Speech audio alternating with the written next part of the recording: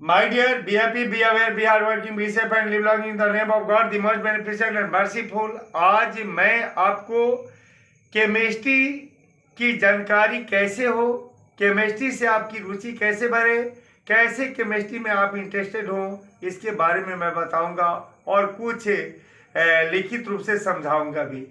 तो केमिस्ट्री में तो सबसे पहले आपको यह जानना है कि तत्व क्या है, यौगिक क्या है, मिश्रण क्या है। तो पहले तत्व यौगिक मिश्रण के बारे में जानना है। तो पहले तो मैं ये बताऊंगा कि अगर वीडियो आपको पसंद आए तो सब्सक्राइब करना नहीं भूलेंगे। सब्सक्राइब भी करें, लाइक भी करें, शेयर भी करें और अपने फ्रेंड को भी इस तरह की राय दें ताकि मुझे आप लोगों से मोटिवेशन मिले और मैं आप तक इसी तरह से सरल भाषा में वीडियो बना के भेजता रहूँ ताकि आप भी लाभान्वित हो, मुझे भी आप लोगों से इंप्रेशन हो, अब मुझे भी आप लोगों से मोटिवेशन मिले। तो पहले ये बताना चाहूँगा कि तत्व के बारे में कुछ बता देना चाहता हूँ कि तत्व तो वह शुद्ध पदार्थ है जिसे दो या दो से अधिक भिन्न गुण वाले पदार्थ दो या दो से अधिक भिन्न गुण वाले पदार्थ में नहीं बांटा जा सकता।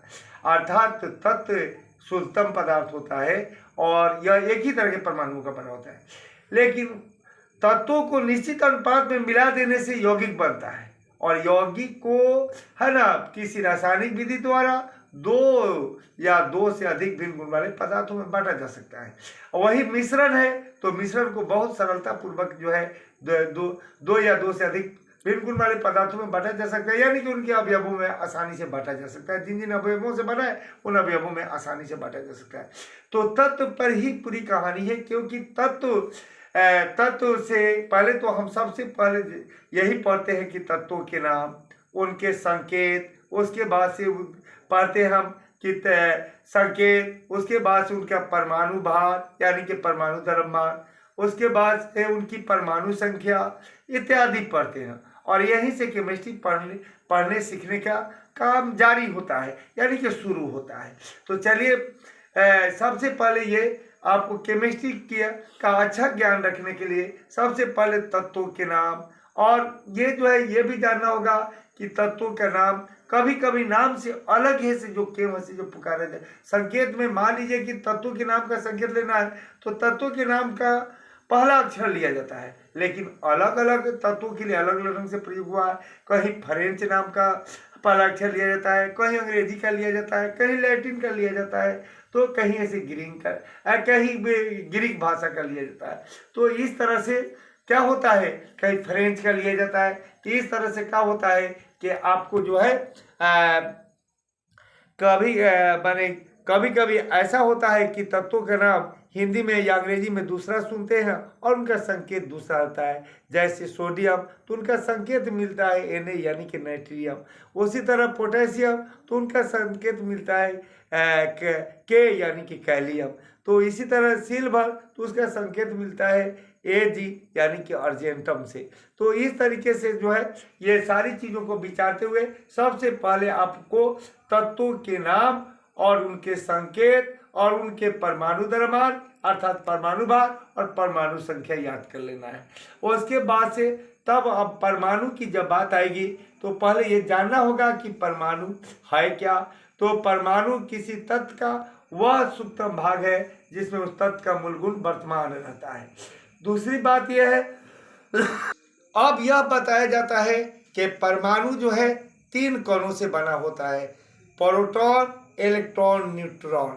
और ये प्रोटॉन और ये जो होते हैं प्रोटॉन और न्यूट्रॉन ये परमाणु के मध्य भाग में पाए जाते हैं और परमाणु के मध्य भाग को हम नाभिक कहते हैं, यानी कि परमाणु के केंद्र को हम नाभिक कहते हैं।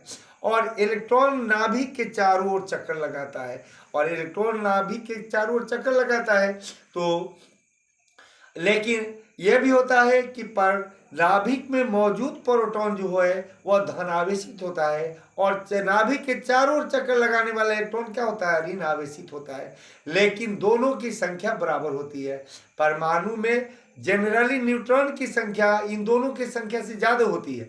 न्यूट्रॉन उदासीन है, न्यूट्रॉन पर कोई आवेश नहीं है, परंतु इन दोनों से जनरली न्यूट्रॉन की संख्या ज़्यादा होती है।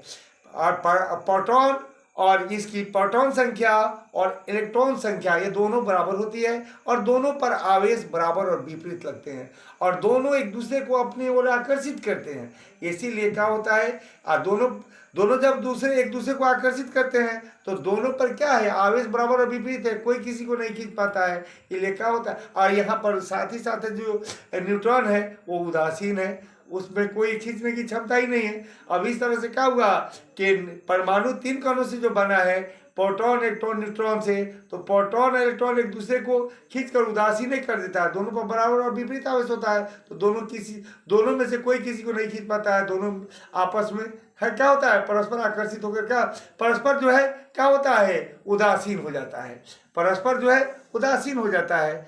बराबर और विपरीत बल लगाने के बाद से दोनों क्या होता है, उदासीन हो जाता है। और न्यूट्रॉन खुद उदासीन है, या परमाणु चूंकि इन्हीं तीनों कणों से बना है इसलिए परमाणु भी उदासीन होता है। तो चलिए अब मैं बताऊंगा कि परमाणु जो है 3 कणों से बनता है और इसके बारे में आज ये बताना चाहूँगा कि इसमें ये कहानी चलेगी कई पार्ट में, उसके बाद से बेसिक केमिस्ट्री की ये कहानी कई पार्ट में चलेगी। यहाँ मैं पहले बताऊँगा कि परमाणु 3 कणों से जो बना है उसके बारे में कुछ लिखित रूप से मैं बता दे रहा हूँ। तो देखिएगा ये परमाणु क्या होता है, परमाणु जो है ना, परमाणु के नाभिक में परमाणु 3 कणों से बना है, तो प्रोटॉन और न्यूट्रॉन क्या होते हैं, नाभिक में रहते हैं, इलेक्ट्रॉन चक्कर लगाता रहता है, इलेक्ट्रॉन चक्कर लगाता रहता है, इलेक्ट्रॉन चक्कर लगाता रहता है, इलेक्ट्रॉन चारों तरफ से चक्कर लगाता रहता है नाभिक के।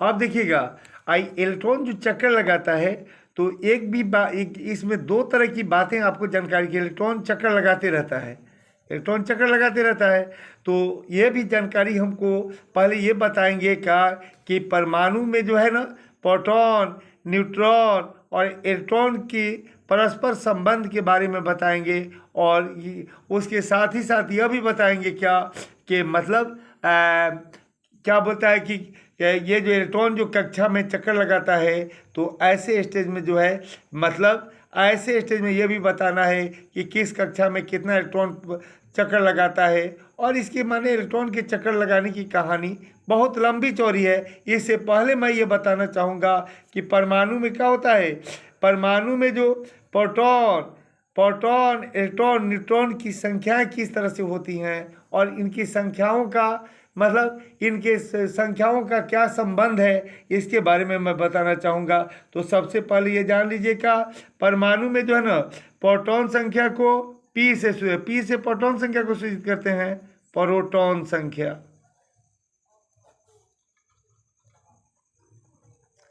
और E से इलेक्ट्रॉन संख्या, इलेक्ट्रॉन संख्या, और N से न्यूट्रॉन संख्या, न्यूट्रॉन संख्या,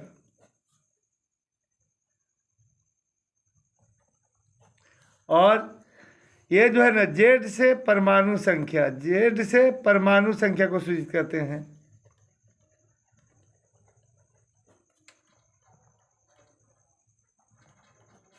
और A से द्रव्यमान संख्या को,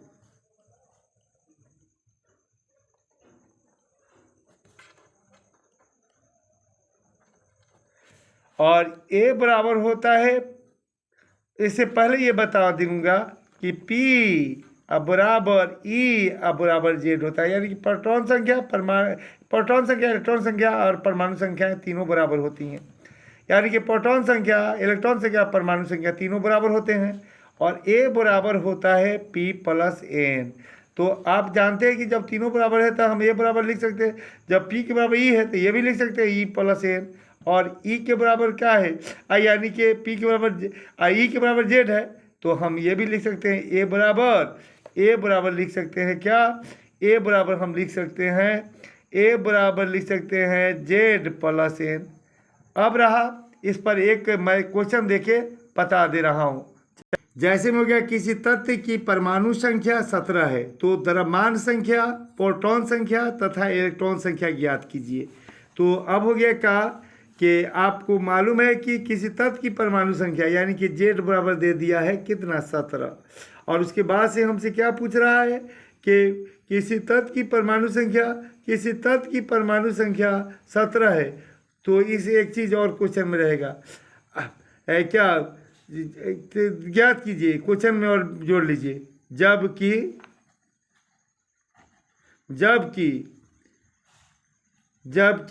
क्या हो जाएगा, तो जबकि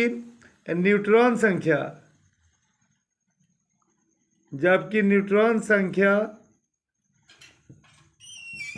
बराबर 18 है।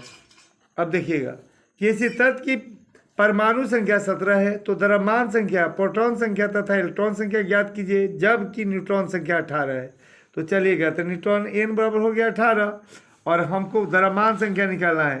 तो द्रव्यमान संख्या को हम ए से सूचित करते हैं। ए बराबर क्या होता है, 3 सूत्र होता है, P + N, E + N, Z + N। तो Z + N लिख देंगे तो Z का मान 17 है और N का मान 18 है। इस प्रकार क्या हो जाएगा 35। अब क्या निकालना है, फिर कहा है कि तथा इलेक्ट्रॉन संख्या प्रोटॉन संख्या इलेक्ट्रॉन संख्या ज्ञात कीजिए। तो हम जानते हैं चूंकि क्या होता है, P बराबर E या बराबर Z होता है, चूंकि है ना, P बराबर E बराबर तथा Z का मान दिया है, तथा Z बराबर दिया है कितना, Z बराबर 17 दिया है। इसलिए हमारा क्या हो जाएगा, P बराबर भी 17 हो जाएगा और E बराबर भी 17 हो जाएगा। अब जिस तरह से निकालना था सीरियली, उस तरह से हम लोग को क्या क्या निकालना था पहले निकालना था क्या, इसमें से देख लीजिए, निकालना था क्या, प्रोटॉन संख्या यानी कि P = व्हाट। उसके बाद से क्या निकालना था, इलेक्ट्रॉन संख्या यानी कि E = व्हाट। हो गया, यही दो निकालना था। क्या, द्रव्यमान संख्या, इससे पहले क्या निकालना था, द्रव्यमान संख्या यानी कि A = व्हाट। यानी कि द्रव्यमान संख्या क्या है, P = व्हाट यानी कि प्रोटॉन संख्या क्या है, E = व्हाट, इलेक्ट्रॉन संख्या क्या है। तो आपने देख लिया कि अब जो निकालना था अब उसको सजा देंगे। तो पहले क्या निकालना है, A। तो A का मान हमारा कितना है, A बराबर आया है हमारा कितना, A का मान आया है 35। उसके बाद से क्या निकालना है, P। तो P का मान कितना आया है, P बराबर, तो P का मान आया 17, P बराबर आ गया 17। उसके बाद से क्या, E निकालना था, तो E का मान कितना आया 17, E बराबर 17। इस तरह से हमारा हल हो गया। और अगला जो है फिर इसमें से कुछ क्वेश्चन और आंसर बाद में होगा।